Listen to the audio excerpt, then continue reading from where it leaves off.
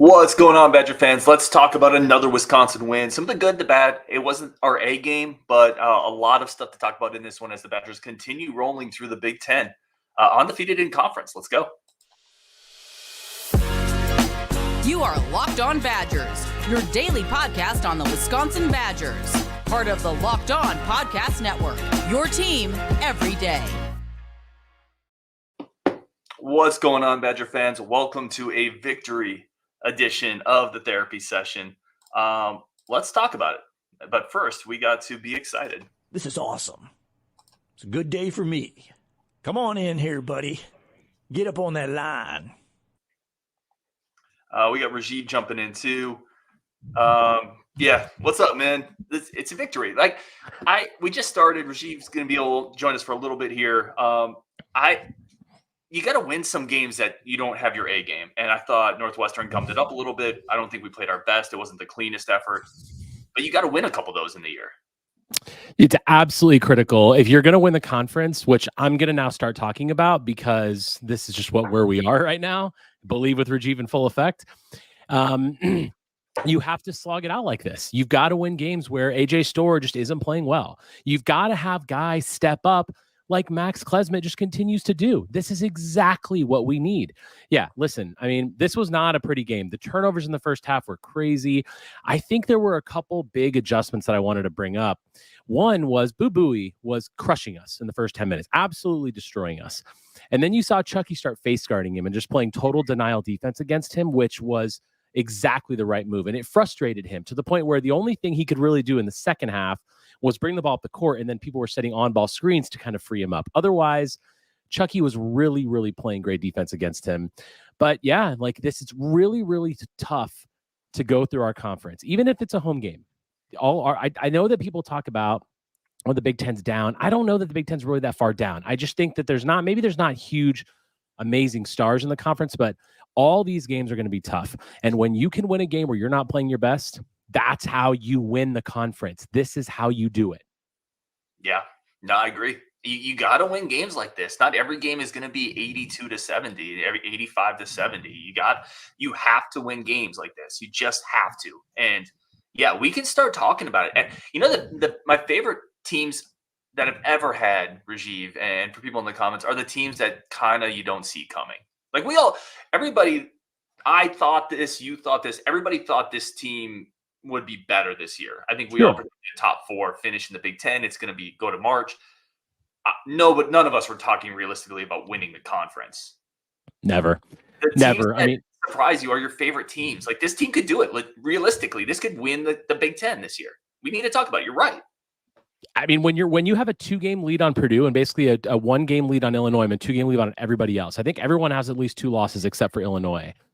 And we had that game at Ohio State was huge because road games are really tough to win in this conference. And the fact that we've got that now, look, I mean, there's still 15 games to go. It's a long season and we play Purdue twice.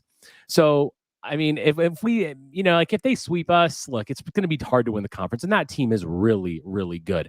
But when you can win games like this and just not playing perfectly, it is so, so good. I mean, my gosh, like Justin and I were texting during the game. You were watching a little bit behind us, so we didn't really communicate with you, but we were almost trying to give it away late in the second half. It was just turnover after turnover, and that team is good. Northwestern is good. Boo Buie and that other short kid who I can't remember his name right now, and then Barnheiser. They've got good players, but I think we still did a lot of good in this game too, Ryan. I think I want to say, like, the first half, I think we did a really good job at getting them in foul trouble, right? The officiating have certainly helped us in that regard.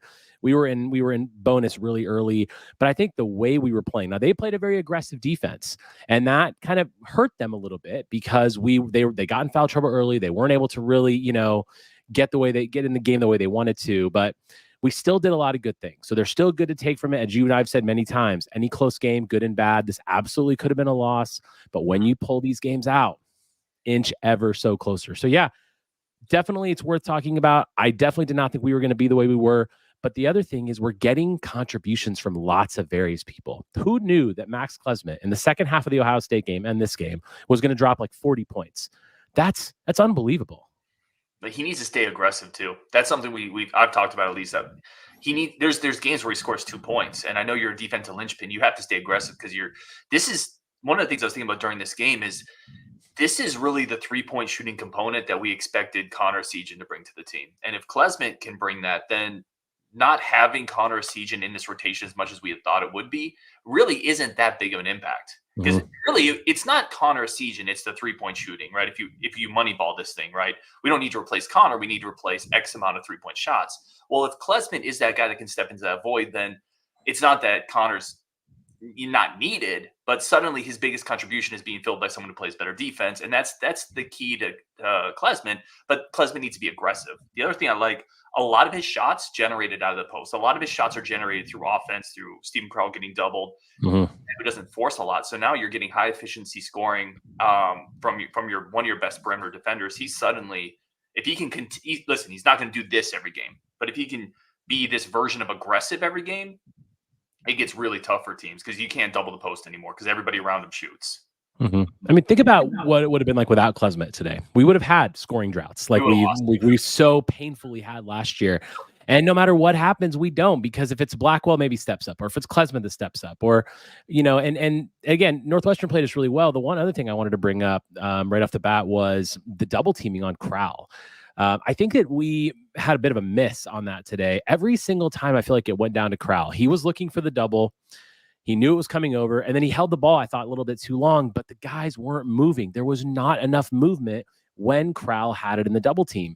It was a fight every chance to get out of that. In the second half, I remember there's one time where Karl caught the ball. He wasn't getting double teamed. He was kind of looking for it. He expected it, and then nobody moved. No one did anything.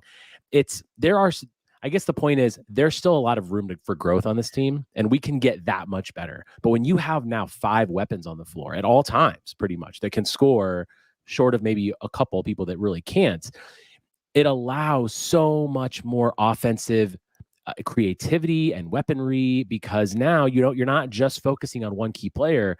And if we can continue to move, if we can continue to get that spacing going, I'm telling you that the ceiling has just been raised. It gets raised over and over every game, I feel like. Yeah, let me talk about the Karl one, because I saw that comment a couple places. I had a bit of a different take on it. So some of it, I think Karl is still not 100%. Like, I think he's still feeling a little bit. He needs to get deeper post position for starters. A lot of times his double's coming 16 feet away from the rim. It's harder to make plays out of the double when you're not deeper into the post. But a lot of the lack of movement, a little bit of that's by design, right? You're spacing the floor with shooters on the wings and the deep pockets, basically. And Karl, when that double comes, right, with those shooters, that defense is spread out. He needs to be able to see and hit those open shots. Like, I think a lot of that, I'm okay with less movement there, because if you have 4 shooters around him, you almost don't want a guy cutting into the post that's going to also bring his defender with him. You want Karl to be more assertive is my bigger point. He needs to be quicker on that read. No double, put the ball down, start moving. There's double, hit the open shooter. Yeah. So I didn't have as big of an issue with the lack of movement. I didn't think Karl was very assertive, was part of the problem. That's a fair point. I think that's a good point. I just felt like, when the double team did come, they were filling the passing lanes. They understood where the shooters were, and if they didn't move, he wasn't going to find them. But I think you bring up a good point about it's really about his ability to be more aggressive in that and pass out of it faster too. Sometimes he waits too long to pass out of it, and then you get into problems. But man, what'd you think of AJ Storr today? I made a note. So I always keep a running log of notes as I watch the game. The first note I had on AJ Storr was I like the evolution of very few forced shots. There was a forced 3 and a forced mid-range shot. Early in the season, we talked about AJ Storr forcing a lot of shots, right? He's kind of settled into the offense now. Even in a game where he struggles, it doesn't feel like he's desperate to put up shots. So I like that aspect of it. I would like him to be a little more aggressive and finish in transition. He's got opportunities. He needs to finish those buckets in transition. There was one where he got the rebound, dribbled down. I made a specific note of this, pulled up mid-range. I thought it was a great look, and Brian Butch was like, that's a bad look. I'm like, I don't know. That's not that bad of a look. And I think he can do more of that, actually. Yeah, I agree on more aggressiveness. I still think the shot selection sometimes where I'm like, really, is that the best shot we could take? But I want him to drive more and get fouled more. Like I think Blackwell has a talent for that, and Storr does too. But there were times where he pulled up and took a shot that was low percentage when he really could have just driven in more. And look, the referees were calling fouls. Like you weren't going to drive and probably not get anything. I mean, there's a chance because they do have some long guys that were playing good defense. But I wanted to see more of that. Overall, though, not the best game for him, and I think there's a lot of issues that came up with it. But I mean, again, like. That's okay. If he has a bad game, we still win. Like that's really nice. Yeah, he had some issues defensively too. He with his athleticism, he needs to be a little better defensively.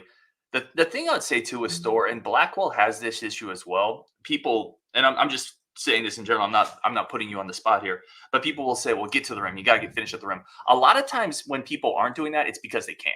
So when he drives, he doesn't have a secondary move. He's still working on his ball handling ability. When he gets off, his default is or when he gets cut off, his default is to pull up into the mid-range. So is John Blackwell, right? He gets cut off as well. When he gets better, he's going to have a counter move to getting cut off and then get to the rim. So when you see him pull up in transition, a lot of times it's not because he's not trying to get to the rim. He is. The defense just cut him off, and he doesn't have the backup move yet. Yeah. Fair enough. That's a fair point. But boy, he's still such a weapon, though, right? I mean, it's so nice to have the athleticism that we've never had on this team. And I don't mean to make it sound like that's all or miss. Like there are times he could probably put his head to the rim and get there, right? There probably just are times he could force that contact and get fouled. But I think one of the things I wrote, I said, and I literally wrote this about Blackwell and Storr, I said, there's a big next level for both of them. And I wrote when they get that secondary move. Because Blackwell's a couple of those too, where he drives and he gets cut off and he can't do anything in that other than just shoot a little mid-range. The other comment I had on here with Blackwell, by the way, is the Badgers would never lose a rebound if everybody attacked the glass like him. He is absolutely fanatical with his energy on the glass. It's incredible to see. How about this one? It's Greg Gard so nice to see that. Greg Gard for coaching. I mean, he has to be he has to be considered that right now, doesn't he? I mean, at this point, like, how can you really look at anyone else? It's the trajectory that we're on, the way that we're playing, the way that we're winning games when we don't play well, the way we're winning games when we do play well, our scoring being at a record high at this point, like all these things together, absolutely coach of the year. And I love the fact that a year ago, so many people were talking about fire guard. And the discussion was, let's wait and see. Let's see what happens. Now, Blackwell coming in was obviously a big hit. Free tags coming in next year. All of a sudden, the trajectory of the program looks a lot brighter than it did last year. And I'm glad that McIntosh stuck with him. I'm glad that people were behind Gard. And so many people were. You and I certainly were two of those that were. And it shows. And this is why I think Gard is a good coach for the program. He understands the value of winning this conference and what this is and how to play through it. And he's not a bad recruiter. Yeah, he's had some misses, but look who was brought in this year, and look who's still on the bench that hasn't even played yet in Gus Yalden, and look who's coming in next year. Like, yeah, I'm all about him for coach of the year because you also look at a team that is getting this kind of a tune out of all their players and 5-0 in conference, 2-game lead on Purdue. Why? Where else are you gonna look? Yeah, I agree with all that. You and I were not on the fire. We were very much on the let's see how he does under pressure, right? Because pressure was going to be applied. You made the NIT, and what did he do? He went and got Storr. He went and got Blackwell. This team plays a little faster. Like he adjusted, like kind of we thought he would, and now he's in line to win the conference potentially. It's incredible. Ryan Bolt said Connor had a good game. We're just so deep. I think that's a good point. A lot of people, Connor came in, played decently defensively, hit that three coming off a pin down. You just can't take Klesmit out. And Connor can't play. See, here's the thing. Connor can't play anywhere else. Connor can't play point, and he can't play forward, small forward. So you can't take Klesmit out when he's on a bender like that. So it is what it is. Yeah. Yeah, but it is nice to see. I'll tell you what, that one drive that Connor had was really nice. I mean, just the confidence to actually go to the hoop like that is great. And that's all these things are going to just be tiny ticks up in his confidence, Listen, I got to run, but I want to say one more thing, Ryan, and thank you for bringing me on. Sorry, guys, I can't stay on. I've got a co-ed bridal shower brunch to go to, and it's great. But I have to say, like, I've had my issues with the team and not really believing that this was going to happen. And it's certainly before the year started, I would have given you any amount of money on Purdue winning the conference and us not having a chance. But you talk about excitement, right? We had a football season that didn't quite meet our expectations for all different kinds of reasons. But this basketball season right now, I am pumped. Believe with Rajiv, full effect. I'm absolutely calling this like we have to be the favorites now at this point. I was just talking to one of my best friends who's a Purdue fan, and he's like, look, you do have to be the favorites because we're gonna drop a couple more. You've already got a 2-game lead, and he actually told me that he feels like Zach Edey gets a really tight and sometimes in playing Big Ten games because he's worried about getting in foul trouble. They can be had. That's the point. So we need to be all systems go on the Big Ten championship. This is the goal. I want to see it done. I believe it can happen. And Greg Gard is the man for the job, Ryan. I am absolutely stoked about this win. 5-0 in conference. We've got nothing ahead of us, but all the way to the title. I think it's the first 5-0 start since it said the 2007 season. I saw. Since Brian Butch was there. Yeah. He's on the call too. He's a bit of a homer on the call, by the way. Yeah, Brian always. There's moments where he's like, I don't think he got fouled. It'd be like Tyler Wahl. I don't know, dude. All right, Rajiv, go enjoy your bridal shower. Have fun, my friend. See you guys. Going here, guys. Let's get more comments in on this. Actually, let's do this. I don't think we're going to take ad reads on this show. We'll just roll through it. This is kind of a bonus episode. Here are a couple of my other notes, just watching this joke, and I keep kind of a running log of notes. The first one is he didn't play a lot. I love the ball pressure Kamari McGee can bring.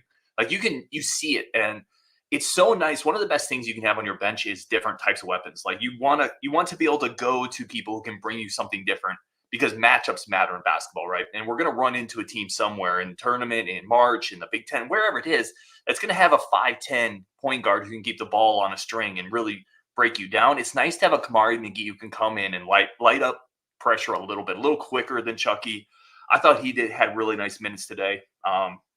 One of the things I wrote about John Blackwell, he's got a huge jump to go. Like for everything great we've seen with Blackwell, I cannot wait to see what he is in 2 years because he still doesn't fully understand his offensive game yet. Like, no, I shouldn't say that. He understands his game, but he has another level to unlock in his game. Once he works on his ball handling a little bit more, gets a little better in transition.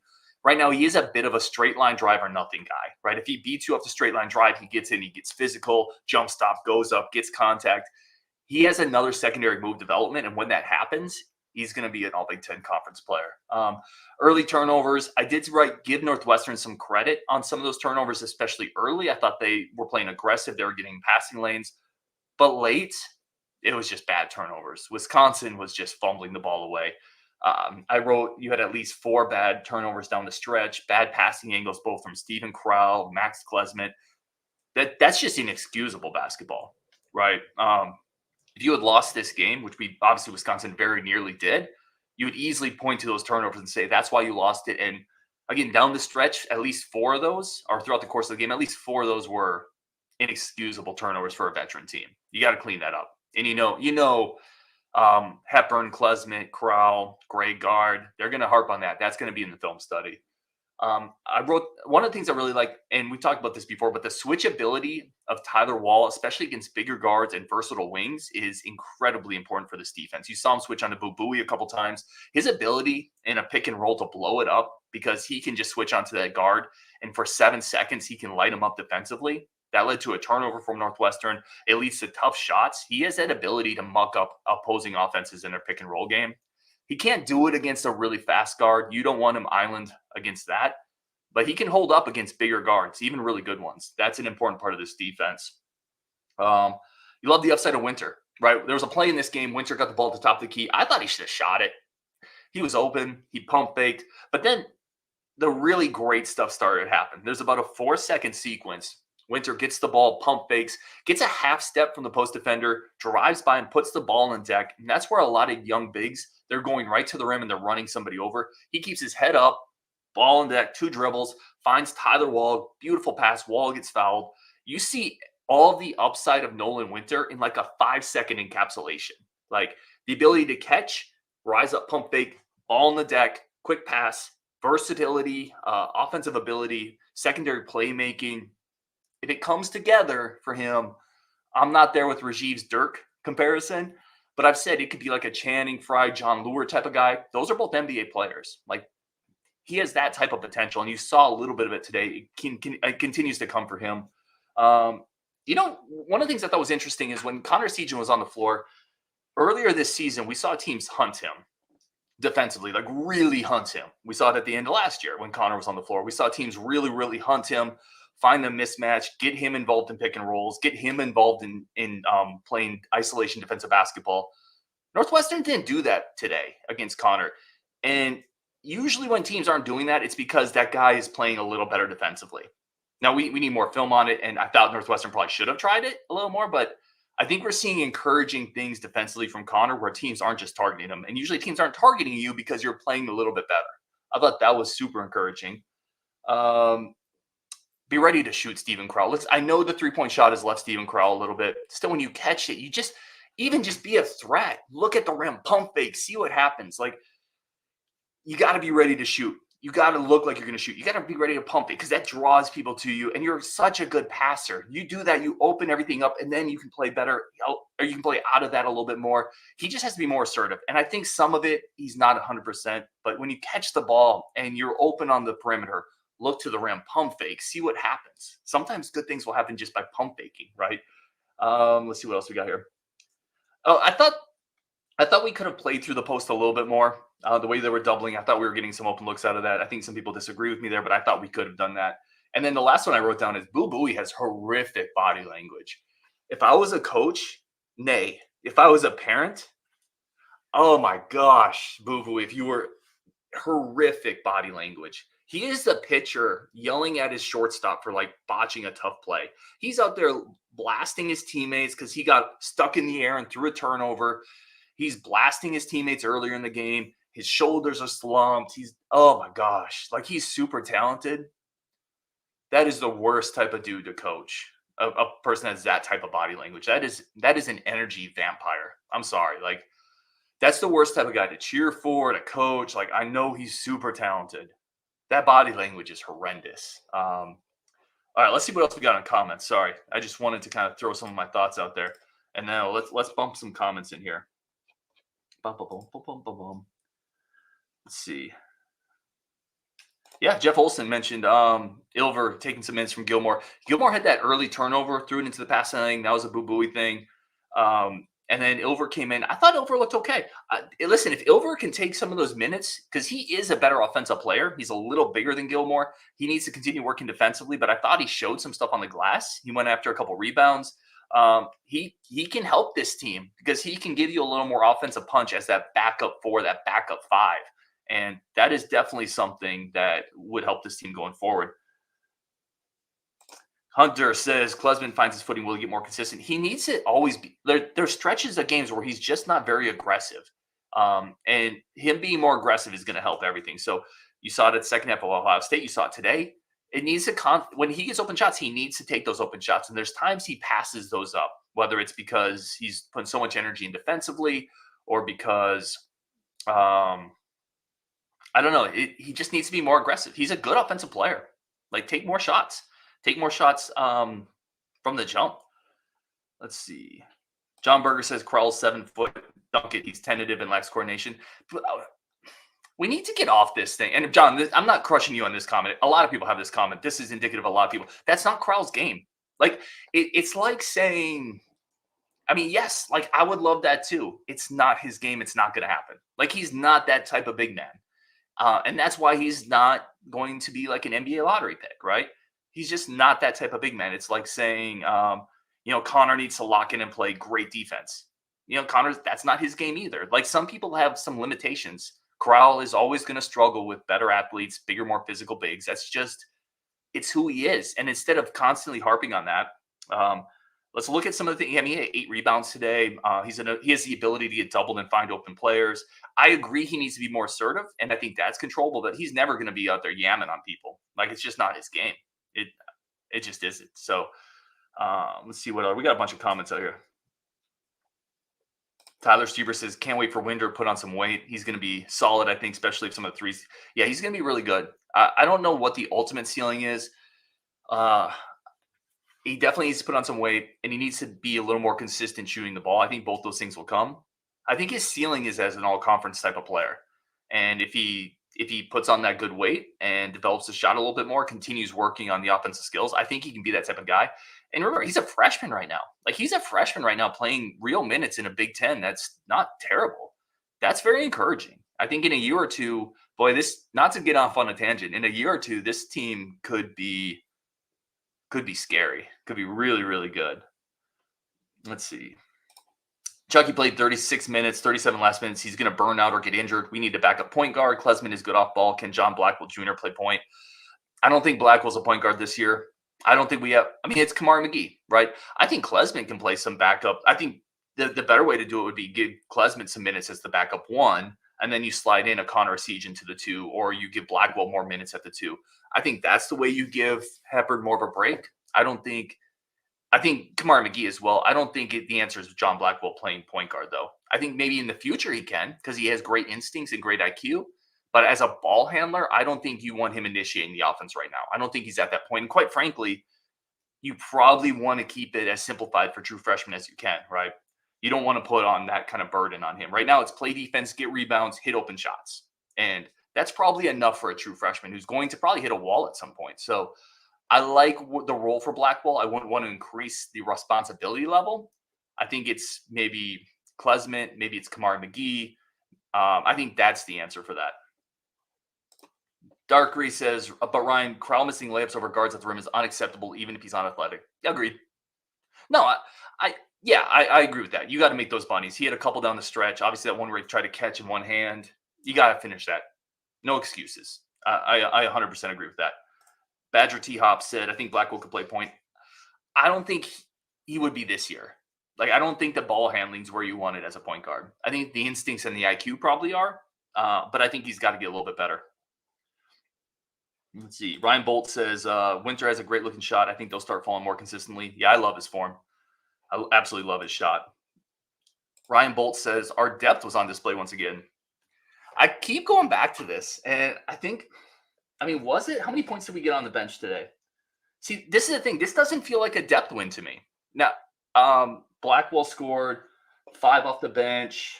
Connor had 5. Winter had 2. So you had 12 bench points. You look at the starters, they played 36, 29, 30, 28, and 34 minutes. This feels like a starter's win to me. I think, listen, the depth is definitely better than at the beginning of the season, I gave it credit for. I still don't think it's as good as people think it is. This was, again, we won this game with Chucky playing like 36 minutes, with Tyler Wahl doing a ton of work, with Klesman, a starter, scoring 24. I don't think this was necessarily a depth win. But it's definitely better than I gave it credit for, and I definitely will own that one. Oh, I would definitely want to throw this one in there. Chucky's defensive aggressiveness is just terrific, especially in that first half. Chucky was blowing up ball screens. His defense today was awesome. There was 3 or 4 possessions where Chucky either got the steal, got a hand on it, or just fought over the screen so aggressively. He destroyed the offensive action from Northwestern. He took it completely out of their game plan. Forced him to redirect, set something else up, which, again, with shot clocks, you're running out of time pretty quickly in that situation. So if you can blow up that first initial action, now suddenly it becomes more of an ISO situation, maybe Boo Boo trying to force something. I thought Hepburn defensively today was great. Now, here's what I would say with Hepburn. We love everything that he's done this year from a game management standpoint, a leadership standpoint, defensive standpoint. You also at times have to be a little aggressive and go get yours. Scoring, what did he get, 4 today? I think he took 3 shots. Am I right on that? Yeah, he was 1 of 3. I think you need more than that from Hepburn. Like, I think in his sweet spot, he's taken 5, 6, 7 shots, 8 to 12 points, somewhere in that range, and still running the offense. I think you definitely want more offensive output from him, but he defensively, he sets the tone, and I thought he had a really good game. I think you got to get a little more aggressive if you're Hepburn scoring.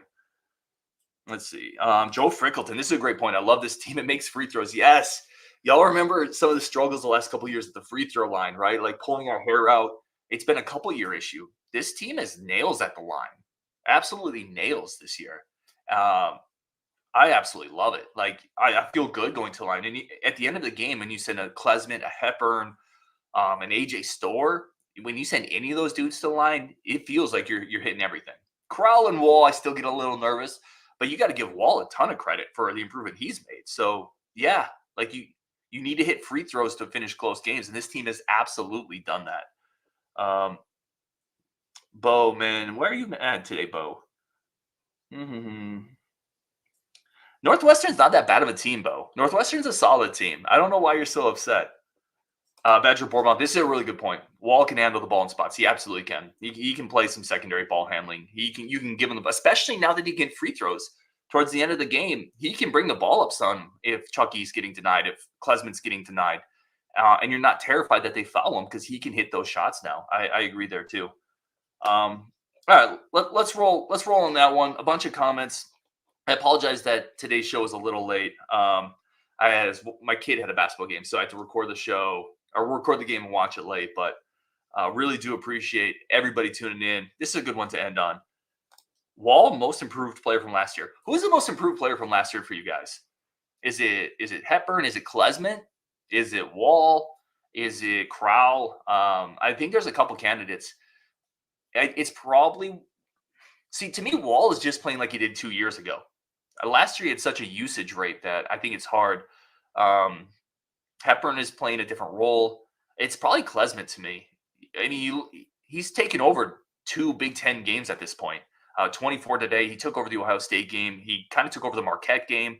I think it's Klesman, but I think this has always been inside Klesman's war chest. He just sometimes needs to open it up and do it, right? He just needs to be consistently more aggressive.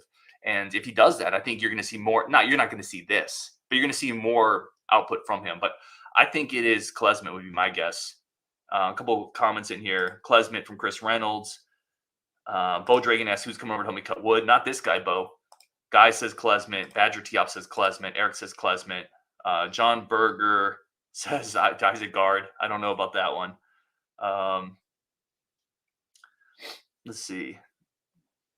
Evan says Gilmore. Brian says Chucky taking smarter shots. I think he definitely is taking smarter shots. I think that's reflective of his role in the offense too, which is better suited to him. Okay, we're going to wrap it up there, y'all. Thank you so much for tuning in to Locked On Badgers. Really do appreciate it. On Wisconsin, listen, is this a Big Ten championship team? Well, let's talk about it more on our next show. Let's go. We'll talk later.